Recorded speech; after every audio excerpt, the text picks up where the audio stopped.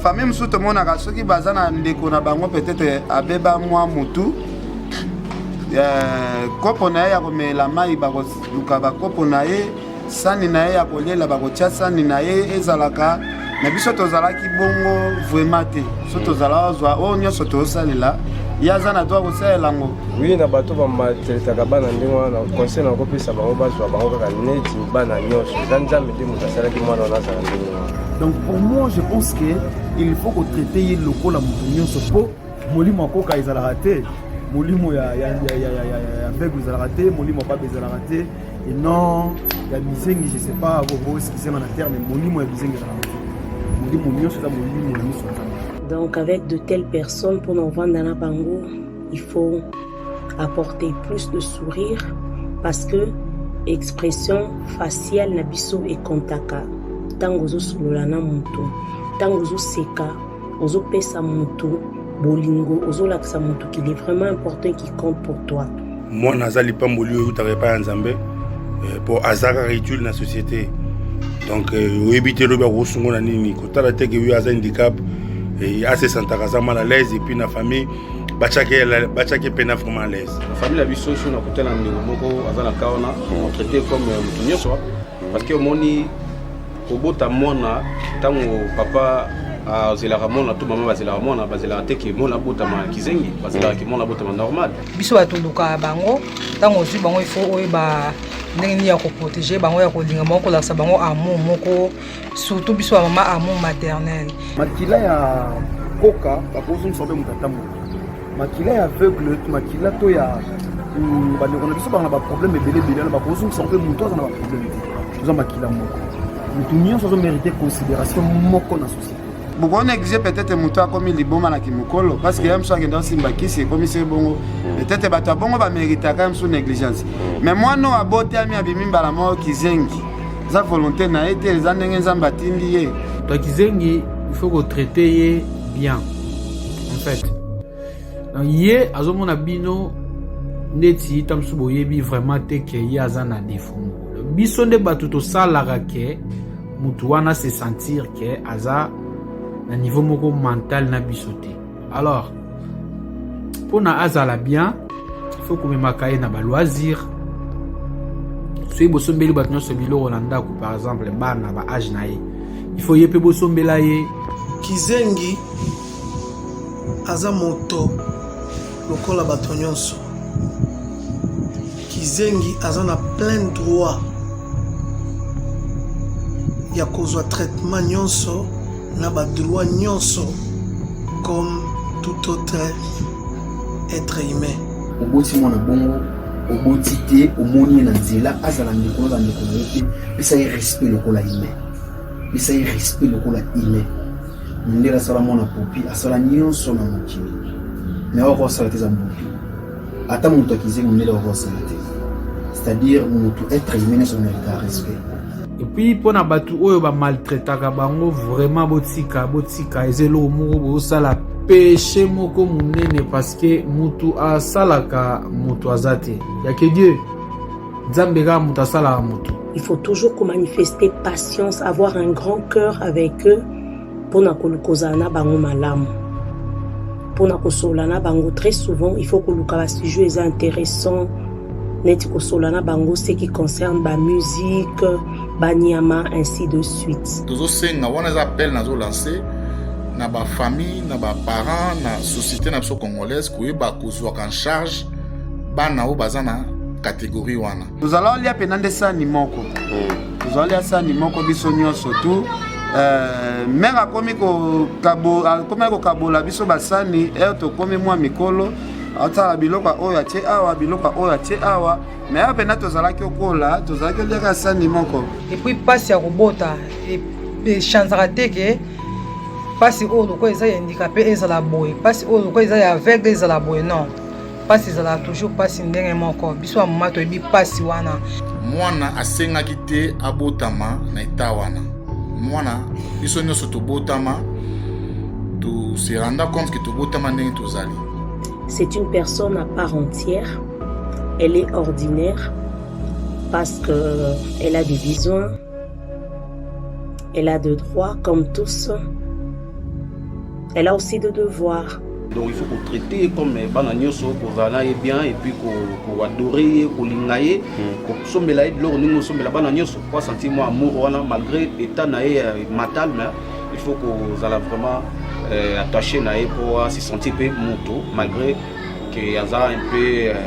na handicap mental. Nyonso ka yebi ke akomi mal à l'aise parce que bino boza esili bobomi lisusu. Malgré ça, mais moralement, on a bien. Tout le monde est utile pour nous. Pour chérir, pour la sécurité, c'est important dans la société. Pour occuper, pour penser. Ceux qui sont à la TV, dans le salon, surtout dans les chez Bisso, tu fais des ganailles.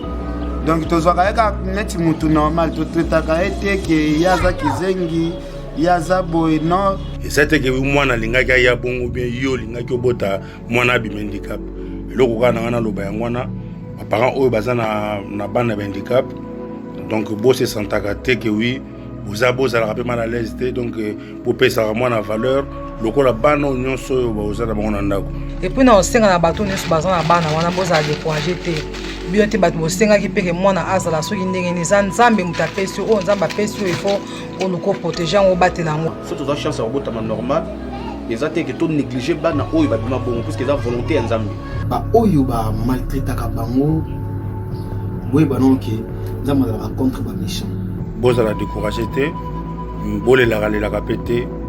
puis bo traiter bango lokola mwana nyonso bozo rassurer na bango lokola mwana nyonso.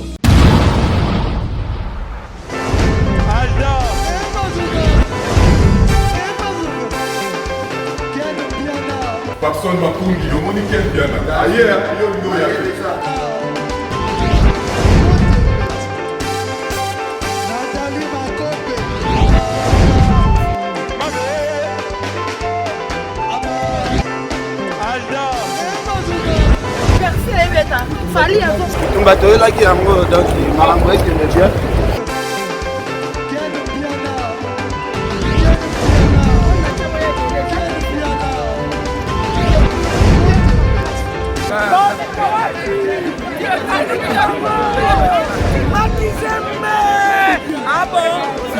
Gideline mon conduit. Ouais. Ah, ouais. This is London. This is London City.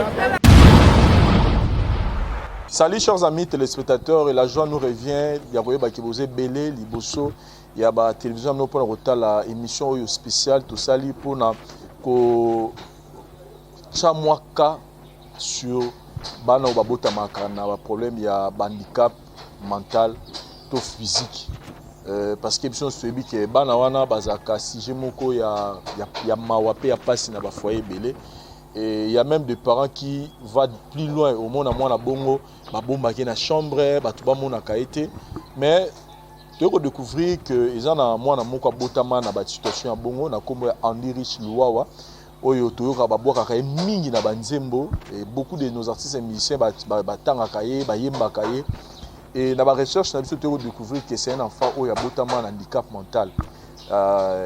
mais kota la eloko oyo mama nae a sala pour na mwana nae wana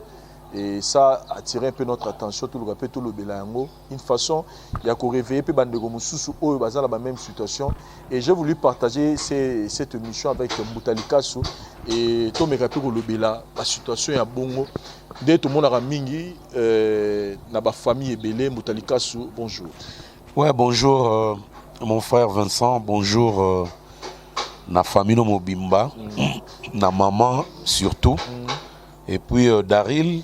Paro c'est pas PC bambota trop excusez-moi Paro c'est ça émotion à intro ya Vincent de Salingandengona et puis internaute nyonso au bazaba responsable parce qu'il y a d'autres internautes au batala rabiso balinga ko réfléchir avant même ayeba idée déjà bandi ko qualifier bino to ko loba bilo mo boye avant même ayeba idée. Si on a payé Simbote na ba o nyos ba sala ke fort ya oyeba non idée et puis après à couper sa moi critique na. Mutalikasu toza na moi de la femme et ezaka moi oyo ba mama mi basengaka eza mwana bango faut réfléchir et Ouais. nini moi si akoki kosala mpona kosala ki société ke liboso sonso touta pa ba mama ozala président ozala moto apusu mutu sorti na ye officiel ndenge ezalaka sorti officiel à concert ya biso ezalaka pa ba mama et lelo do mama ba Bercy na biso na ba Zénith na biso na ba Olympia na voilà biso. et lelo ngai j'avais pensé qu'honorer maman moko. Ouais. Maman na biso oyo abotela biso André Riche. Ah, merci ko la première dame. La première dame de Lausanne. Voilà, merci ko la première dame de Lausanne. Moi je pensais moi ya mars oyo na dédiango et pas naé. Pourquoi? Parce que kotala acte oyo posa mutalikaso. Qu'est-ce que vous pouvez dire de ça? Vincent Nako Saote. Nathan Naïbara merci ko la première dame de Lausanne. Motema vient à so go belisha. Vemo balela forme master ba ve beaucoup banin. Master ba papa wemba ba vient à so ba bozi na ba ve ba renia. So merci ko ba lo ba génération mona ba mère malou. A mukolo a auto fêté 60 ta bomba date a bomba âge na été. A fêté 60 ans na avant to kota mois février to yembela ke kutu biso mbale. Donc mère wana aza mutema munena osakana te. Nga eloko na kamwa tina yo Andy Riche Luwawa un enfant pas comme les autres na tikala ko yeba te que moi naza handicapé mental na tikala ko yeba ta jour mote parce que jour yé moko benga nga po féliciter nga na tribunal mo to salaka abandi ko expliquer nga moi na biso wana Vincent na bibisa ma misu na bibisa ma misu na ebisio na kokate donc elingo lobake aza exemple à suivre. Obitan to lobake maman ndima charge na ona salité na yo. Ezande exemple ona photo pesa. Obike ba maman mususu na fingite meza mona bino bo limbisa ba maman ba misusu ba salsa ba fingisa bino po ba sala ba biloko wana. En tout cas eloko na ko lobaka na ba maman oyo ba négligeaka bana na bango. Que po boti mwana azana makolo te po boti mwana aloba te to azotanga soyi to mwana azotanga soyi okombisi neti objet moko ya soni il faut kobomba neti fer moko arepase ya kala to banobenga felo ya bamakala faut bomba mopaya mona te mais yo te moto osenge na mokili c'est un cadeau de Dieu, un cadeau de Dieu, on ne refuse pas. Ce que tu as babiloko a bongo merci ko denga bota André Riche Luwawa til lelo akoksi 30 ans mais azana cerveau ya bana 2 ans cerveau ya bana 2 ans s'il vous plaît moni mwana ya 2 ans ndenga réfléchissaka ndenga lobaka ndenga makamutu nyonso asalaka na kotam na ndenge batambulaka mo kosaka na mabele makamutu mwana wana azala bongo mais lelo akoksi azana 30 ans. Soki merci quoi bengio na téléphone a passé au André Riche Luwawa. Soki voit na mbala moma misu febima. O kamna neti ndenge mera lobana soka lela biso mibale. Tala ka émission na biso fort. Mais tango azo sepe la réaction na e mère kam tazo comprendre on même pas so azana a comprendre de l'autre. Mbote bandeko nanga. C'est merci ko. Merci ko. Mbote bandeko nanga. Mbote manga. C'est moi Ridjandi. C'est moi Ridjandi. Luwawa. Luwawa. Un enfant. Pas comme les autres. Tokos. Ndeka omona mwana 2 ans. Mère na biso alobi non ngai nakotika mwana na ngai azala négligé nde tomona ba mama misu te.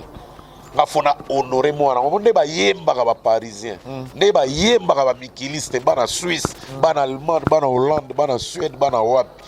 bana ba Belgique bana bela nga pe mwana ngana kosala ke na démystifier makambo ba yembaka ye et puis ba musicien pe ba ko yemba ye nga fona sala ke ba boaka pe na ba émission ba musicien pe ba chroniqueur pe ba ko boaka mwana ye mwana ye mère apesa ye valeur moko ya kosakana te alataka propre taka ntango babimaka na ye babimaka ne na velo parce que kotambola ere mo mwa genre mais so otali ndenge alati omona mna kolata mpe ndenge musicien mwa bima nango na podium na Paris. Tonné misé moi bimana on par exemple na Olympia. Tonné misé moi bimana on na Bataclan. Mais soit là ça moi ndengwa. Forme ne forme. Et là on a sekaki mais razo pe cet exemple abi na mbuta. Yo là ta numéro combien c'est 43. Abi na pour tout ne la pas Vincent numéro na e. Comme ça na pour la moi basket moi biloko mais limbisanga bena mbuta na osombela mono ba griffe na osombela andiri jiluwa wate limbisanga mbuta ba griffe na osombela bino eza ya normal po mwana na kota bena legal pena ke bilamba o bateka na legal ya ona ke na opé o ya cher wana o bena cher griffe o mwana la ta sans griffe te so talaka mwana za handicapé mental ana cerveau bana 2 ans makoksi 30 ans alobaka bien te asala ba besoin na kaboé dans 2 ans mère naim takipaka etilelo nana tika ata 2 minutes à distance te azaba bandeko mususu to abotama ka bandeko mususu bazaba leki na ye mais bazaba moi liboso mwana on dirait OK mais ana ba leki ope ba tanga mususu pe ba 6 classe mususu pe ba roma au sala ba grande personne OK mais yana ba musko na état yango balingaka te bayoka bêtise mo na komba yana bango. Et qu'est-ce que tu peux dire parce que lelo tout le monde a même na ba théâtre au monde a ba rôle no monde ba fait pululu ba buyibuyi ba ida au monde ba kio des ala comme on a alati moi jar au monde alati tam sur la maman na moi si au monde tam sur na suki donc ça dit ba sala mon gars jar ba tout le monde li papa mo ma bé au monde ça dit au monde mutu d'abord physiquement tam so azana handicap mais au monde na nzoto na bilamba za peka moi jar qu'est-ce que tu peux dire parce que Andy Rich lo azara moi na ye morote ya ba jar wana qu'est-ce que tu peux dire na ba maman oyo lelo bana na ba comment sujet ya soni pour na bango Vincent eza négligence soit kozanga eza 2 volets ba misusu ebige ba famille mususu ba bota bana ndengwana bana moyen te atotali bandeko ya mwana ngo baza en forme au moins pe balata pe bien te boye mais ngana kena na ba famille mususu na mona pe bien que bana ngo ba bombaka bango pona soni mo mona balata be ba pe propre na mona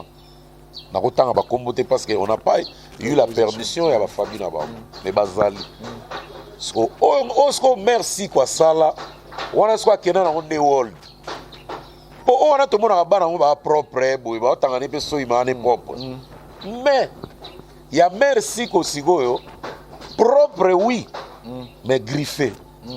wana kota ka salon ya cher na ba Champs-Élysées et na pardon na ba coin ya ba riche ya Suisse mwana ba kota ke legal ba so mele forme bena ndenge ba mise ba lataka donc mère azo démystifier loko wana mais ya ba parents mususu to mona na Congo mingi onga na mona mwana anika propre mais a considérer